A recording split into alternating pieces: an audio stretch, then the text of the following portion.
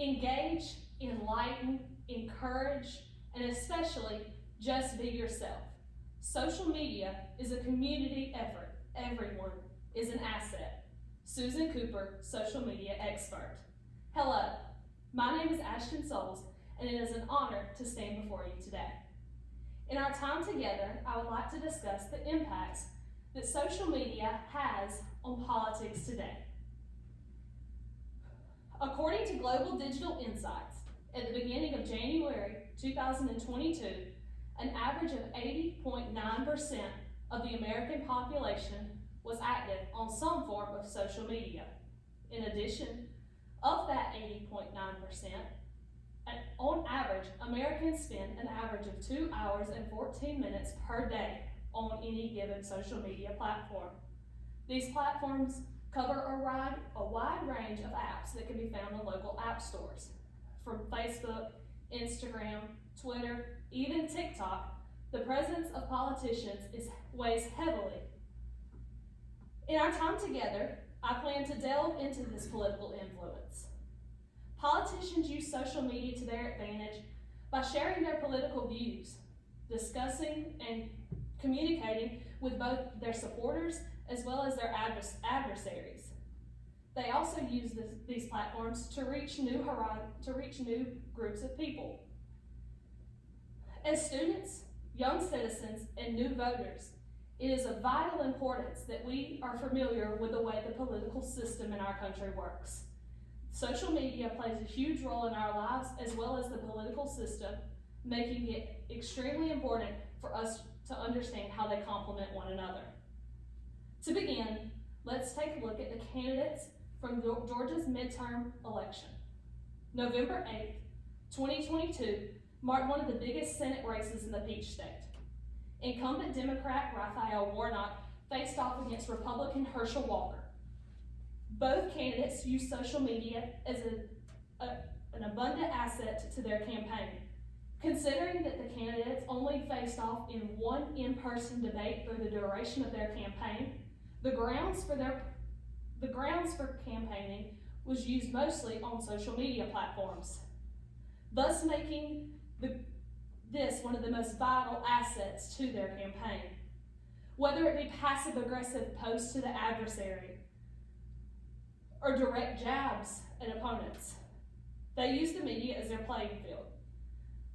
Candidate Walker's bus tour included several big-name Republicans, pastors from all over the state, as well as dear friends throughout his life.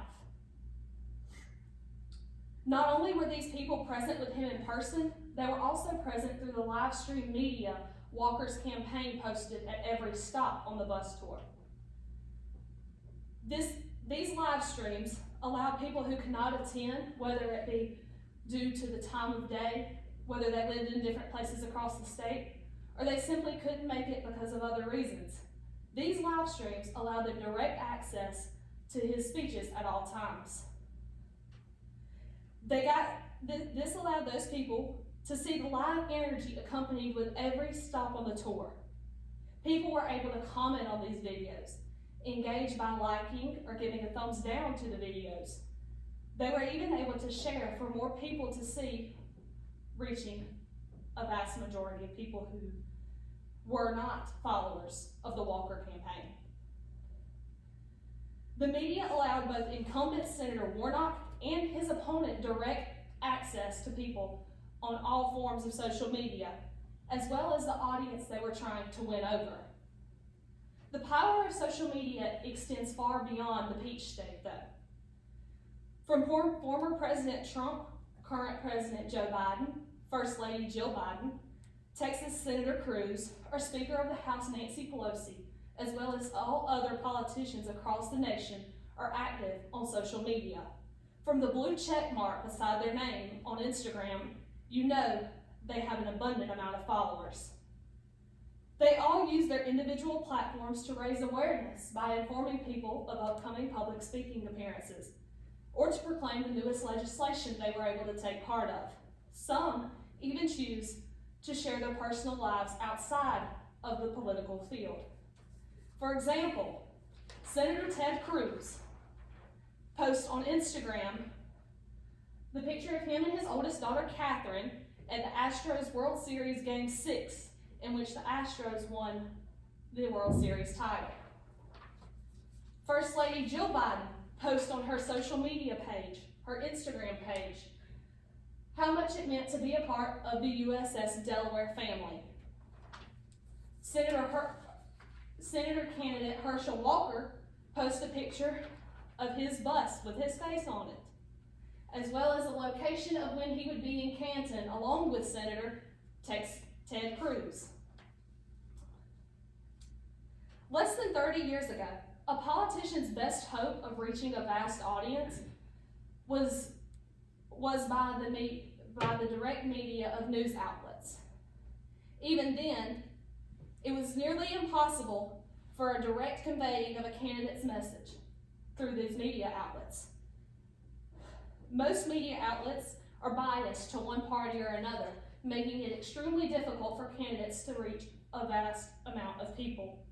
Now, with a few clicks on a cell phone, candidates are able to reach whoever they would like to reach with just the click of a button on any form of social media. Both domestically and internationally, social media plays a huge part in politics. According to Derek Latrobe, journalist with a master's degree, social media accounts for a vast majority of Alexandria Cortez's success in the 2018 New York election. Cortez, also known as AOC, became the youngest member of Congress after winning her seat in that election. Social media was used as a lethal weapon for her campaign.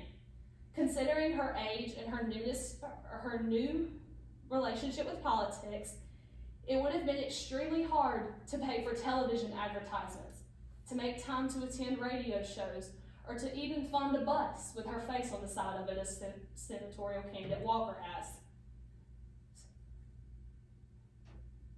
This would have been a near overbearing task to take on. AOC used social media to her advantage to gain support, and because of this, quote, she came out of nowhere to win the election. Social media is vital to success in today's time.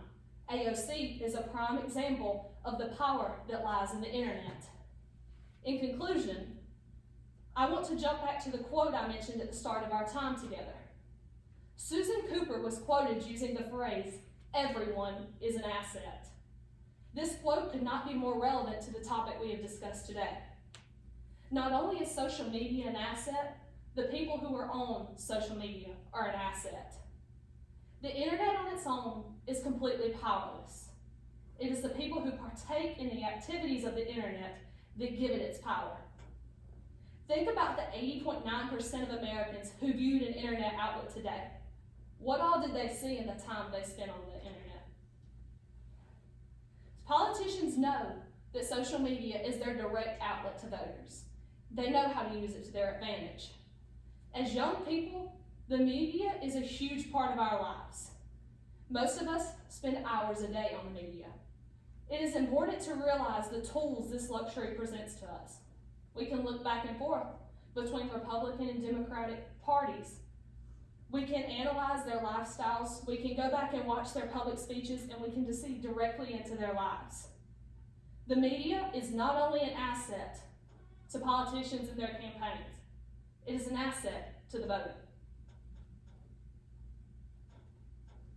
Where am I at? 8:57.